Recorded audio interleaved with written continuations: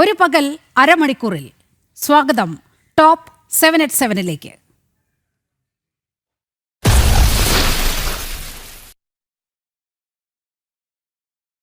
ശബരിമല സ്വർണ്ണക്കവർച്ചയിൽ ഹൈക്കോടതിയുടെ ഇടക്കാല ഉത്തരവ് പുറത്തുവരുമ്പോൾ നിലവിലെ പ്രസിഡന്റും സംശയനിഴലിലാണ്. 2025 ദ്വാരപാലക ശില്പപാളി രാത്രിയുടെ മറവിൽ കടത്തിയത് ചോദ്യം ചെയ്യുകയാണ് ഹൈക്കോടതി. മുൻ സ്വർണ്ണക്കവർച്ച മറയ്ക്കാനാണ് ഓഗസ്റ്റ് മാസത്തിൽ പാളികൾ കടത്തിയതെന്ന സംശയമാണ് ഹൈക്കോടതി പ്രകടിപ്പിക്കുന്നത്. അപ്പോൾ PS പ്രശാന്ത് കൂടി അന്വേഷണ വലയിലേക്ക് വരികയാണ് എന്ന് മനസ്സിലാക്കാം. മാത്രവുമല്ല, ഭഗവാന്റെ സ്വത്ത് സംരക്ഷിക്കാനുള്ള ബാധ്യത പൂർണ്ണമായും ദേവസ്വം ബോർഡിന് തന്നെ. അത് ആരുടെയെങ്കിലും തലയിലേക്ക് ഇട്ട് രക്ഷപ്പെടാമെന്ന മിഥ്യാധാരണ ബോർഡിന് വേണ്ടെന്ന മുന്നറിയിപ്പ് കൂടിയാണ് ഹൈക്കോടതി നൽകുന്നത്. വിവരങ്ങളുമായി രേഷ്മ ബാബു ചേരുകയാണ്. രേഷ്മ, വീഴ്ചകൾ അറിഞ്ഞിട്ടും ദേവസ്വം ബോർഡ് ഉദ്യോഗസ്ഥർ മൗനം പാലിച്ചതായാണ് ഈ അന്വേഷണ സംഘം ഹൈക്കോടതിയിൽ നൽകിയ റിപ്പോർട്ടിൽ പറയുന്നത്. ആ ഉത്തരവിൽ തന്നെ, ഇടക്കാല ഉത്തരവിൽ ഹൈക്കോടതി കാര്യം വളരെ കൃത്യമായി പറയുകയാണ്. 2019 ഉപാധികൾ പാലിച്ചുകൊണ്ടല്ല മഹസർ തയ്യാറാക്കിയതെന്നും തിരിച്ചെത്തിച്ചത് വേറെ ദ്വാരപാലക ശില്പപാളിയാണെന്നും സംശയം പ്രകടിപ്പിക്കുന്നുണ്ട് ഈ ഉത്തരവിൽ.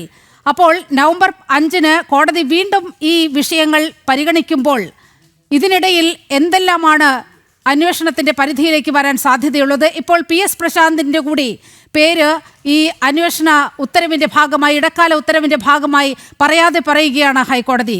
അങ്ങനെ PS പ്രശാന്തിലടക്കമുള്ളവരിലേക്ക് അന്വേഷണം എത്തുകയാണോ രേഷ്മ?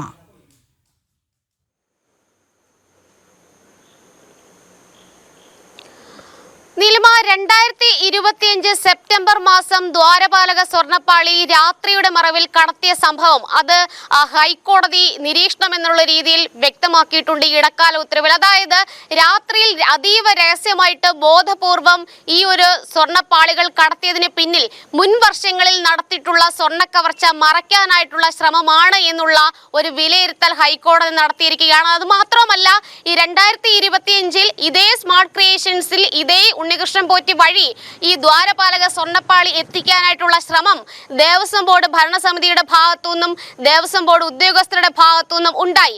ഇത് തന്നെയാണ് ഒരു സംശയത്തിലേക്ക് ഹൈക്കോടതിയെ കൊണ്ടുചെന്ന് എത്തിച്ചിട്ടുള്ളത്. അതായത് ആദ്യഘട്ടത്തിൽ ദേവസ്വം കമ്മീഷണർ ഈ പറയുന്ന സ്മാർട്ട് ക്രിയേഷൻസിന് വൈദഗ്ധ്യമൊന്നുമില്ല, സാങ്കേതിക മികവില്ല, അതുകൊണ്ട് തന്നെ പാരമ്പര്യമായിട്ടുള്ള രീതിയിൽ സന്നിധാനത്ത് വെച്ച് തന്നെ ഈ അറ്റകുറ്റപ്പണി പൂർത്തീകരിക്കണമെന്നുള്ള നിലപാട് ആദ്യഘട്ടത്തിൽ ദേവസ്വം കമ്മീഷണർ എടുക്കുന്നു. തൊട്ട് പിന്നാലെ 7 ദിവസങ്ങൾക്കിപ്പുറം ആ അഭിപ്രായത്തിൽ നിന്ന് ദേവസ്വം കമ്മീഷണർ മലക്കം പറഞ്ഞുകൊണ്ട് സ്മാർട്ട് ക്രിയേഷൻസിലേക്ക് തന്നെ കൊണ്ടുപോകാമെന്നുള്ളൊരു നിലപാട് മുന്നോട്ട് വയ്ക്കുകയും അതിനനുസൃതമായിട്ട് പിന്നീട് 2025 സെപ്റ്റംബർ മാസം ഈ ഒരു രാത്രിയിൽ ഈ പറയുന്ന ചെന്നൈയിലേക്ക് ദ്വാരപാലക പാളികൾ കടത്തുകയും ചെയ്യുന്നു.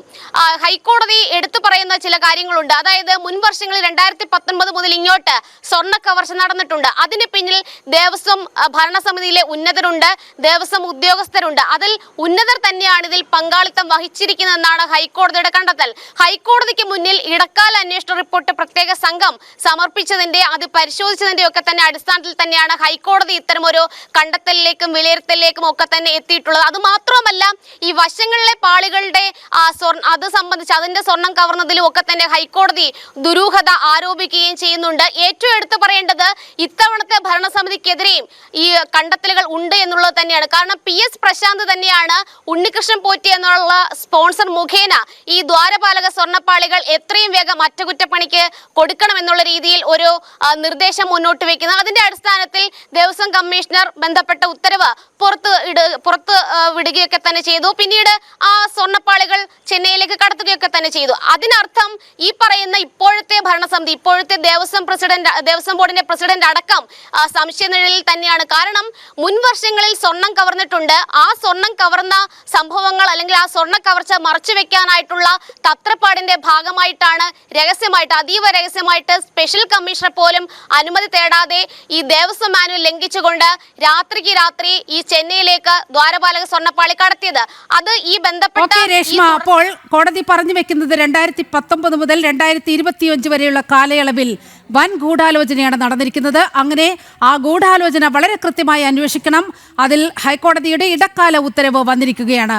രേഷ്മയാണ് വാർത്തയുടെ വിശദാംശങ്ങൾ നൽകിയത്. 4 ദിവസത്തെ സന്ദർശനത്തിനായി രാഷ്ട്രപതി ദ്രൗപദി മുർമു കേരളത്തിലെത്തി. തിരുവനന്തപുരത്തെത്തിയ രാഷ്ട്രപതിയെ ഗവർണറും മുഖ്യമന്ത്രിയും ചേർന്ന് സ്വീകരിച്ചു. നാളെയാണ് ദ്രൗപദി മുർമുവിന്റെ ശബരിമല സന്ദർശനം. തിരുവനന്തപുരത്ത് നിന്ന് എസ് ശാലിനി ചേരുന്നുണ്ട്. ശാലിനി, അങ്ങനെ രാഷ്ട്രപതി തിരുവനന്തപുരത്ത് എത്തിയിരിക്കുകയാണ്. ശബരിമല ദർശനത്തിനായാണ് പ്രധാനമായും രാഷ്ട്രപതി എത്തിയിരിക്കുന്നത്. വിവരങ്ങൾ.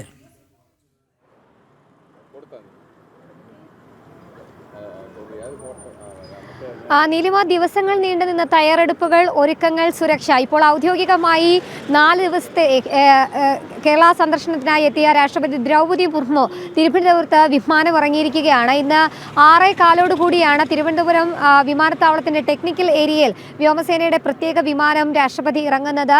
മുഖ്യമന്ത്രി പിണറായി വിജയൻ, ഗവർണർ രാജേന്ദ്ര വിശ്വനാഥ് അർലേക്കർ, ഒപ്പം തന്നെ ജനപ്രതിനിധികൾ, ചീഫ് സെക്രട്ടറി അടക്കമുള്ളവർ ചേർന്ന് രാഷ്ട്രപതിയെ സ്വീകരിക്കുകയും ചെയ്തു. അതിനുശേഷം പ്രത്യേക വാഹന വ്യൂഹത്തിൽ രാഷ്ട്രപതി ഇപ്പോൾ രാജ്ഭവനിൽ എത്തിയിരിക്കുകയാണ്. ഇന്ന് രാത്രിയിൽ രാജ്ഭവനിലാണ് വിശ്രമമുള്ളത്. നാളെ രാവിലെയാണ് ഏറ്റവും പ്രധാനപ്പെട്ട ക്ഷേത്ര ദർശനമുള്ളത്. ശബരിമലയിലടക്കം വിവാദങ്ങളും സ്വർണ്ണക്കൊള്ളയും ഒക്കെ നിലനിൽക്കുന്ന സാഹചര്യത്തിലും അതിൻ്റെ അലയൊലികൾ കെട്ടുമായാത്ത സാഹചര്യത്തിൽ കൂടിയാണ് രാഷ്ട്രപതി ദ്രൗപദി മുർമു ശബരിമല ക്ഷേത്ര ദർശനത്തിനായി നാളെ എത്തുന്നത്. നാളെ രാവിലെ 9:25 ശംഖുമുത്തെ വിമാനത്താവളത്തിൻ്റെ ഹെലിപ്പാഡിൽ നിന്ന് ഹെലികോപ്റ്റർ മാർഗം, എയർഫോഴ്സിൻ്റെ പ്രത്യേക ഹെലികോപ്റ്റർ മാർഗം രാഷ്ട്രപതി നിലയ്ക്കലിലേക്ക് എത്തുന്നത്. നിലയ്ക്കൽ നിന്നും പമ്പയിലേക്ക്, പിന്നീട് ശബരിമലയിലേക്കും റോഡ് മാർഗമാണ് ദ്രൗപദി മുർമു ശബരിമലയിലേക്ക് എത്തുന്നത്. പമ്പയിലെത്തി കെട്ടും നിറച്ചാണ് രാഷ്ട്രപതി ശബരിമലയിൽ എത്തി ക്ഷേത്ര ദർശനം നടത്തുന്നത്. അതിനുശേഷം അവിടെ ഓഫീസിൽ വിശ്രമിച്ച ശേഷം വൈകിട്ട് 4:30 വീണ്ടും തിരികെ ഹെലികോപ്റ്റർ മാർഗം തിരുവനന്തപുരത്തേക്ക് എത്തുകയും ചെയ്യും. രാഷ്ട്രപതി ദ്രൗപദി മുർമു രാജ്ഭവനിൽ തന്നെയാണ് നാളെ വൈകിട്ടും വിശ്രമിക്കുന്നതിനിടെ ശബരിമലയെ സംബന്ധിച്ച് അങ്ങേയറ്റം ആശങ്കകൾ നിലനിൽക്കുന്ന ഒരു സാഹചര്യത്തിൽ കൂടിയാണ് രാഷ്ട്രപതിയുടെ വരവ്. നാളെയാണ് രാഷ്ട്രപതിയുടെ ശബരിമല ദർശനം. ശാലിനിയാണ് വാർത്തയുടെ വിശദാംശങ്ങൾ പങ്കുവച്ചത്.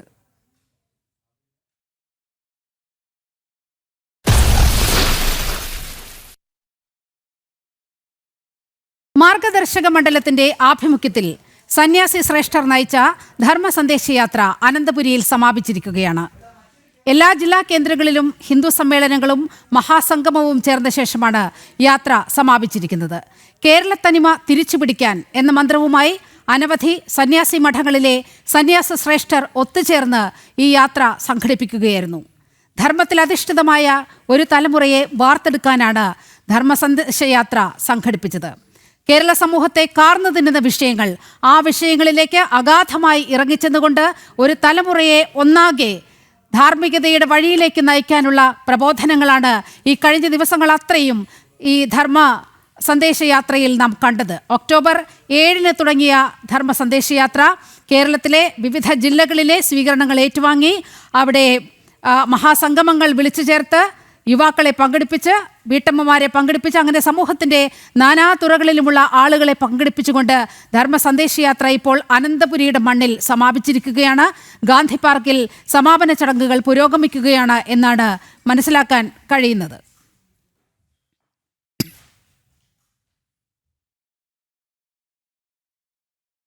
പ്രശാന്ത് ശങ്കരമംഗലത്ത് ചേരുന്നുണ്ട്. പ്രശാന്ത്, ഗാന്ധി പാർക്കിൽ ഈ പരിപാടി സംഘടിപ്പിക്കുമ്പോൾ ഇതിന് തൊട്ട് മുൻപ് ഒരു വിവാദവും ഉണ്ടായിരുന്നു. പുത്തരിക്കണ്ടം മൈതാനത്തിലാണ് നമ്മൾ ഈ ധർമ്മ സന്ദേശയാത്രയുടെ സമാപനം അറിഞ്ഞിരുന്നത്. പക്ഷേ അവസാന നിമിഷത്തിൽ വേദി മാറുകയായിരുന്നു. നഗരസഭ അവിടെ അനുമതി നൽകിയില്ല. ഗാന്ധി പാർക്കിലാണ് ഈ സമാപന പൊതുസഭയ്ക്ക് അനുമതി നൽകിയത്. ഇപ്പോൾ എങ്ങനെ പുരോഗമിക്കുന്നു സമാപന പൊതുസഭ? ഈ ധർമ്മ സന്ദേശ യാത്ര മുന്നോട്ട് പോയിക്കൊണ്ടിരിക്കുന്നത്. നിലിമ, സമാപന സമ്മേളനം അതിന്റെ അവസാന ഘട്ടത്തിലേക്ക് കടന്നുകൊണ്ടിരിക്കുകയാണ്. ഇപ്പോൾ അനുഗ്രഹ പ്രഭാഷണമാണ് നടന്നുകൊണ്ടിരിക്കുന്നത്. അല്പസമയത്തിനുള്ളിൽ കൊളത്തൂർ അദ്വൈതാശ്രമം മഠാധിപതി സ്വാമി ചിദാനന്ദപുരി ധർമ്മപ്രഭാഷണം നടത്തുകയും ചെയ്യും. അതോടുകൂടി തന്നെ ഈ ധർമ്മ സന്ദേശ യാത്രയ്ക്ക് താൽക്കാലികമായിട്ട് ഒരു സമാപനം ഉണ്ടാകും എന്നാണ് നമുക്ക് പറയാൻ കഴിയുന്നത്. എന്നാൽ ധർമ്മ സന്ദേശം അനവരതം തുടർന്നുകൊണ്ടിരിക്കുകയും ചെയ്യും. ഇനിയും തുടർന്നും ഈ സന്യാസി വര്യന്മാരുടെ നേതൃത്വത്തിൽ ധർമ്മ സന്ദേശങ്ങൾ ഭാരതത്തിന്റെ മണ്ണിൽ, കേരളത്തിന്റെ മണ്ണിൽ അനവരതം തുടർന്നുകൊണ്ടിരിക്കും എന്ന് തന്നെയാണ് ഈ സമ്മേളനം ഒരിക്കൽ കൂടി ആവർത്തിക്കുന്നത്. സമ്മേളനം നടത്താൻ നിശ്ചയിച്ചത് പുത്തരിക്കണ്ടം മൈതാനമാണ്. കഴിഞ്ഞ ഒക്ടോബർ 7-ാം തീയതി സമ്മേളനം ആരംഭിക്കൽ മുതൽ തന്നെ ഇതിൻ്റെ സമാപന സമ്മേളനത്തിന് വേണ്ടിയുള്ള നീക്കങ്ങളും അതോടൊപ്പം തന്നെ ഈ പുത്തരിക്കണ്ടം മൈതാനം അത് സമ്മേളന നഗരിയായി സ്വീകരിക്കുന്നതിന് നഗരസഭയ്ക്ക് കത്ത് നൽകുകയും ചെയ്തിട്ടുണ്ടെങ്കിൽ പോലും അതോടൊപ്പം പണമടച്ചുകൊണ്ട് റെസിപ്റ്റ് വാങ്ങിക്കൊണ്ട് സമ്മേളന നഗരി സജ്ജീകരിച്ചിരുന്നു. എന്നാൽ അവസാന നിമിഷത്തേക്ക് എത്തുമ്പോൾ അത് നഗരസഭാ അധികൃതർ സമ്മേളനത്തിന് അനുമതി നിഷേധിക്കുന്ന ഒരു സാഹചര്യമുണ്ടായി. അതിന് പിന്നാലെയാണ് ഈ തിരുവനന്തപുരത്ത് തന്നെ ഗാന്ധി പാർക്കിലേക്ക് സമ്മേളനം നടത്താൻ തീരുമാനിക്കുകയും ബന്ധപ്പെട്ട ചില വാക്കുകൾ കൂടി നമുക്കൊന്ന് കണ്ടുപോകേണ്ടതുണ്ട്.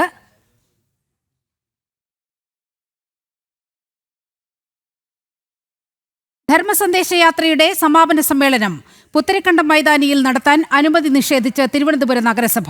പണമടച്ച് രസീത് വാങ്ങിയതിനു ശേഷമാണ് നഗരസഭയുടെ ഈ നടപടിയുണ്ടായത്. പകരം ഗാന്ധി പാർക്കിൽ നടത്താമെന്നതാണ് നഗരസഭ നിലപാടെടുത്തത്.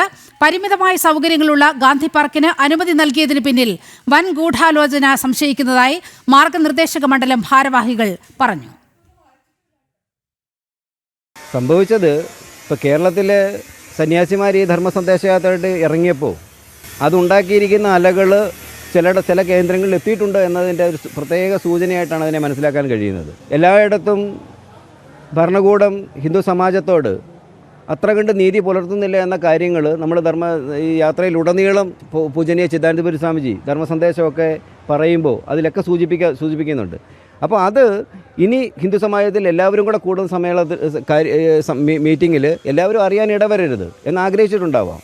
അല്ലെങ്കിൽ ഏതെങ്കിലും തരത്തിൽ എല്ലാവരും കൂടെ എത്തിച്ചേർന്നിട്ട് ഇടിച്ചു കൂടുന്ന ഒരു സാഹചര്യത്തിലേക്ക് എത്തിക്കണം. അതുണ്ടാക്കുന്ന ബുദ്ധിമുട്ട് അല്ലെങ്കിൽ എന്തെങ്കിലും തരത്തിലുള്ള അപകടമോ അങ്ങനെയുള്ള എന്തെങ്കിലുമൊക്കെ ഉണ്ടാകണമെന്നായിരിക്കാം ചിലപ്പോൾ ഭരണകൂടം ആഗ്രഹിക്കുന്നത്. എന്തായാലും വളരെ ദൗർഭാഗ്യകരമായി പോയി. പണമടച്ച് അതിന് രസീതെല്ലാം കൈപ്പറ്റിയതിന് ശേഷമാണ് ദിവസങ്ങൾക്ക് മുമ്പ് അവിടെ ഇങ്ങനെ പറ്റില്ല എവിടെയെങ്കിലും ചെയ്തോണമെന്ന് പറയുമ്പോൾ ആകെപ്പാടെ നമ്മളത് ബുക്ക് ചെയ്തു, അതിനുശേഷം നോട്ടീസുകൾ തയ്യാറാക്കി എല്ലാവരെയും അറിയിച്ചു തുടങ്ങി എല്ലാം നമുക്ക് ലാപ്സായി പോയി. അപ്പോൾ അവിടെയാണ് നമ്മൾ ചെറിയൊരു ഒരു ഗ്രൗണ്ടിലേക്കാണ് ഇപ്പം മൈതാനത്തേക്കാണ് ഇപ്പം നമ്മൾ എത്തിച്ചേർന്നിരിക്കുന്നത്. അവിടെ ആൾ കൂടുമ്പോൾ താങ്ങാൻ പറ്റുമോ നമുക്കറിയില്ല. ഇതിനെന്തെങ്കിലും പറയുന്ന രീതിയിൽ എന്തെങ്കിലും പ്രശ്നങ്ങളുണ്ടായാൽ അതേപടി അതുപോലെ തന്നെ അതുകൊണ്ട് ഉത്തരവാദിത്വം ഈ ഭരണകൂടത്തിനാണ്. ആരാണോ ഈ കോർപ്പറേഷൻ ആണെങ്കിൽ കോർപ്പറേഷൻ ആരാണോ ഇത് മാറ്റിക്കളഞ്ഞത് അവർക്കായിരിക്കും ഇതിൻ്റെ എന്തെങ്കിലും സംഭവിച്ചിട്ടുണ്ടെങ്കിൽ അതിനുള്ള ഉത്തരവാദിത്വം.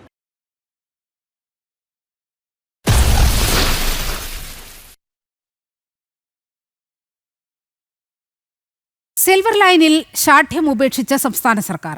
മെട്രോമാൻ ഇ ശ്രീധരൻ മുന്നോട്ട് വെച്ച പദ്ധതിയിൽ മുന്നോട്ടു പോകാൻ തീരുമാനം. ഹൈസ്പീഡ് റെയിൽ പദ്ധതിയെ അംഗീകരിക്കും. പദ്ധതി പ്രാവർത്തികമാകുന്നതോടെ തിരുവനന്തപുരം കാസർഗോഡ് യാത്ര 3 മണിക്കൂറായി ചുരുങ്ങും. CPM സംസ്ഥാന സെക്രട്ടറി MV ഗോവിന്ദന്റെ ഇന്നലത്തെ വാക്കുകളാണ് റെയിൽ ചർച്ചയെ വീണ്ടും സജീവമാക്കിയത്. ആദ്യം MV ഗോവിന്ദന്റെ വാക്കുകൾ കേൾക്കാം.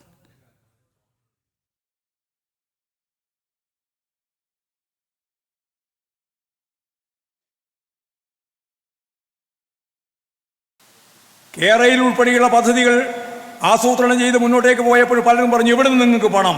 അന്ന് സഖാവ് പിണറായി പറഞ്ഞു പണം കേരളത്തിനൊരു പ്രശ്നമല്ല, പദ്ധതി നിങ്ങൾ അംഗീകരിക്കുമെന്ന് മാത്രം നോക്കിയാൽ മതി. പക്ഷേ അവരത് അംഗീകരിച്ചില്ല. പുതിയ മാർഗം നമ്മൾക്ക് കണ്ടെത്തേണ്ടി വരും.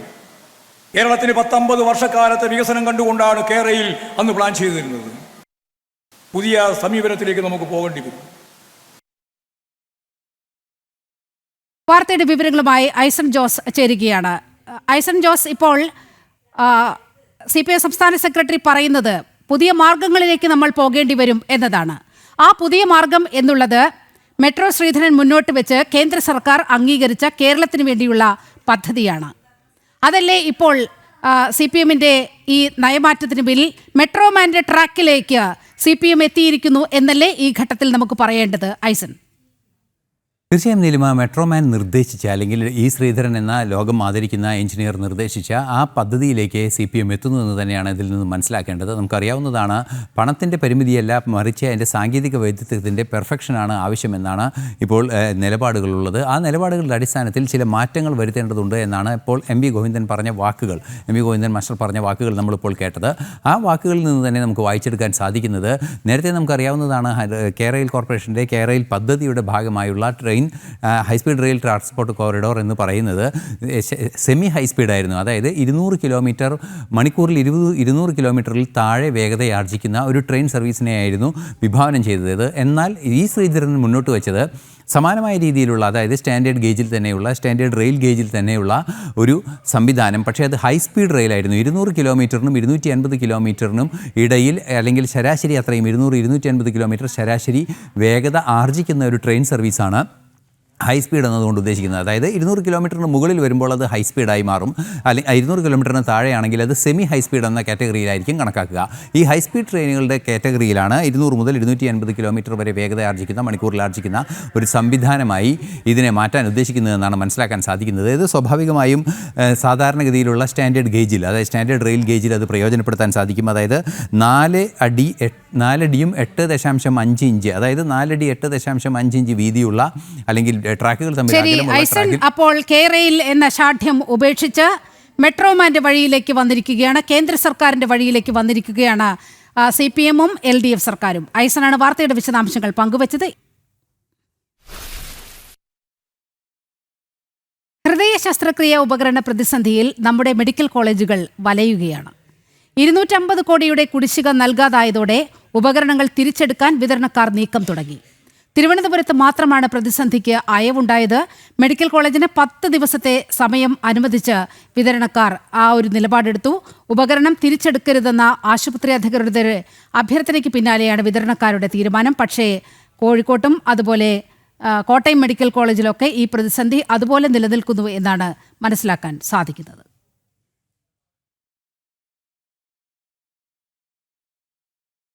സംസ്ഥാനത്ത് വീണ്ടും അമീബിക് മസ്തിഷ്ക ജ്വര മരണം. രോഗം ബാധിച്ച് ചികിത്സയിലായിരുന്ന പോത്തൻകോട് സ്വദേശിനിയാണ് മരിച്ചത്. 78 വയസ്സായിരുന്നു. 4 ദിവസത്തിനിടെ തലസ്ഥാനത്ത് 2 പേരാണ് അമീബിക് മസ്തിഷ്ക ജ്വരം ബാധിച്ച് മരണമടഞ്ഞത്.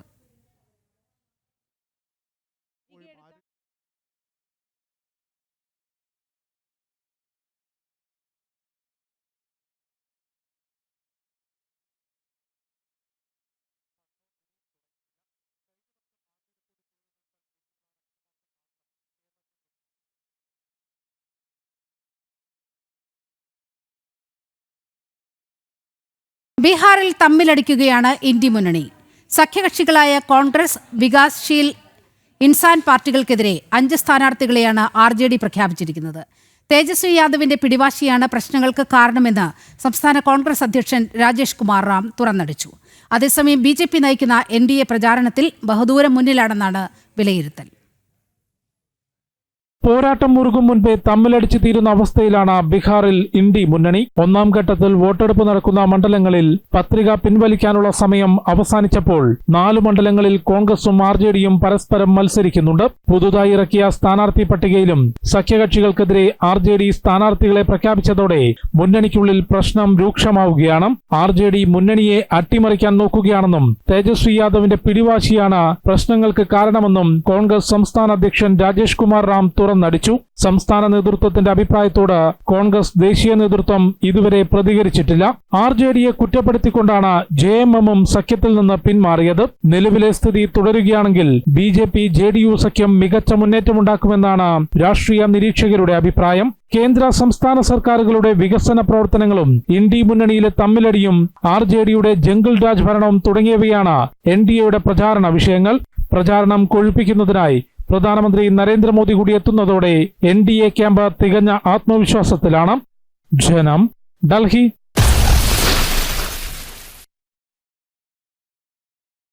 കടുത്ത തൊഴിലാളി വിരുദ്ധതയാണ് നമുക്ക് കോഴിക്കോട് കാണാനാകുന്നത്. കോഴിക്കോടിന്റെ പൈതൃകമായ പാളയം മാർക്കറ്റ് കല്ലുകുത്താൻ കടവിലേക്ക് മാറ്റിയതിൽ വൻ പ്രതിഷേധം.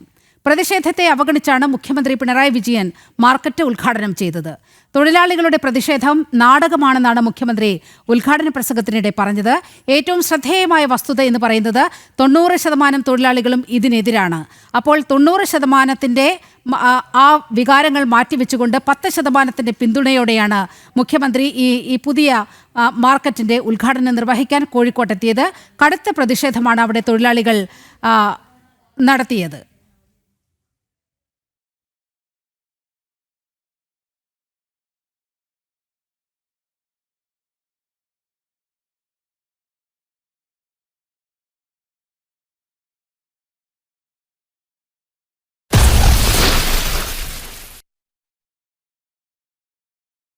ഇപ്പോൾ തിരുവനന്തപുരത്ത് ധർമ്മ സന്ദേശയാത്ര സമാപിച്ചിരിക്കുകയാണ്. അവിടെ സ്വാമി ചിദാനന്ദപുരി സംസാരിക്കുകയാണ്. തത്സമയ ദൃശ്യങ്ങൾ കാണാം. ശരിയാണോ കള്ളമാണോ എന്ന് നിങ്ങൾക്ക് പരിശോധിക്കാം. അവിടെ നമ്മുടെ ബഹുമാന്യ മുഖ്യമന്ത്രിയുടെ സ്ഥാനത്തിരിക്കുന്ന ആളുടെ ഫോട്ടോ ഉണ്ട്. അടിയിൽ എന്തോ എഴുതിയിട്ടുണ്ട്, അതെന്താണെന്ന് കണ്ടിട്ടില്ല. ഞാൻ ഹെഡിങ് മാത്രമേ നോക്കിയിട്ടുള്ളൂ.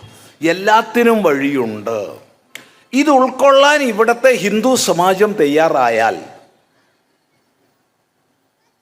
ആവർത്തിച്ച് പറയുന്നു, എല്ലാത്തിനും വഴിയുണ്ട് എന്ന ആ സന്ദേശം ഉൾക്കൊള്ളാൻ ഇവിടുത്തെ ഹിന്ദു സമാജം തയ്യാറായാൽ ചെമ്പ് സ്വർണമാകില്ല, സ്വർണം ചെമ്പാകില്ല. ഉറപ്പ്, ഒരു സംശയവും അതിനില്ല. ഓഡിറ്റിംഗ് നടക്കാതെ ദേവസ്വം ബോർഡുകൾ നിലനിൽക്കില്ല. ദേവസ്വം ബോർഡുകളിൽ ഓഡിറ്റിംഗ് നടക്കുന്നില്ല.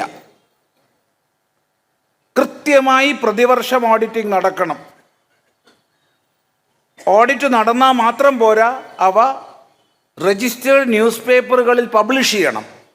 എന്തുകൊണ്ടെന്നാൽ ആ ക്ഷേത്ര ദേവസ്വത്തിൽ, ക്ഷേത്രങ്ങളിൽ ചെന്ന് വീഴുന്ന പണം ഇവിടുത്തെ സാധാരണക്കാരായ ഹിന്ദുക്കളുടേതാണ്. അതുകൊണ്ട് സമൂഹം അറിയണം അവിടുത്തെ വരവെന്താണ്, ചെലവെന്താണ്. അവിടെ ഓഡിറ്റിംഗ് നടക്കണം. പോരാ, ആ ഓഡിറ്റഡ് റിപ്പോർട്ട് ഫൈനൽ അക്കൗണ്ട് സഹിതം രജിസ്റ്റേർഡ് ന്യൂസ് പേപ്പറുകളിൽ പബ്ലിഷ് ചെയ്യണം. അല്ലാത്ത കാലത്തോളം ദേവസ്വം ക്ഷേത്രങ്ങളിൽ ഞാൻ നായാ പൈസ ഇടില്ല എന്ന് പ്രതിജ്ഞ ചെയ്യണം. ഈ കൈയടിക്കണ നേരം കൂടി ഇതൊന്ന് ശ്രദ്ധിക്കൂ. ഇതിങ്ങനെ അടിച്ചിട്ട് എന്ത് കാര്യമുള്ളത്? ഇവിടെ ആർക്കെങ്കിലും ആവേശം കൂടുമോ? അതൊക്കെ ഒന്ന് പോയിട്ടല്ലേ ഞങ്ങൾ ഇങ്ങോട്ട് വന്നിട്ടുള്ളൂ. അല്ലെങ്കിൽ വല്ല സ്പോർട്സൊക്കെ ആണെങ്കിൽ തിരക്കടില്ല, ആവേശം മൂക്കും. ഒരാവേശം വരാൻ പോണില്ല, അത്രയും നേരം കേൾക്കൂല, അതാപ്പം ഉണ്ടാവുക. അതുകൊണ്ട് ദയവീത് കൈയടിക്കാതിരിക്കുക. വലിയ സന്തോഷം ഉണ്ടെങ്കിൽ അടുത്താക്കൊന്ന് കൊടുത്തോളൂ, എന്നാൽ ഒരു ഗുണം ഉണ്ടാവും. അയാളൊന്ന് ഞെട്ടി ഒന്ന് ശ്രദ്ധിക്കാൻ നോക്കും. അതുകൊണ്ട് ഒരു പ്രതിജ്ഞ ഇവിടെ ഉള്ളവർ ചെയ്യണം. അതാണ് എല്ലാത്തിനും വഴിയുണ്ട് എന്നുള്ളതിൽ ഒന്നാമത്തെ വഴിയാണ് പറയണത്. കാരണം ഇന്നത്തെ ഹിന്ദു സമൂഹം ഏറ്റവും ചർച്ച ചെയ്യുന്ന വിഷയം, എവിടെ ചെന്ന് കഴിഞ്ഞാലും വരുന്ന ചോദ്യങ്ങൾ ദേവസ്വങ്ങളിൽ നടക്കുന്ന അനീതികളും ഹിന്ദു സമാജത്തെ വ്രണപ്പെടുത്തുന്ന രീതിയിലുള്ള ദുശ്ചെയ്തികളും ചൂഷണങ്ങളും മറ്റുമാണ്. ഒറ്റ തീരുമാനം എടുത്താൽ മതി. എല്ലാ ദേവസ്വങ്ങളുടെയും, 5 ദേവസ്വങ്ങളാണ് കേരളത്തിൽ, 5ൻ്റെയും ഓഡിറ്റ് റിപ്പോർട്ട് ന്യൂസ് പേപ്പറിൽ പബ്ലിഷ് ചെയ്യുന്നത്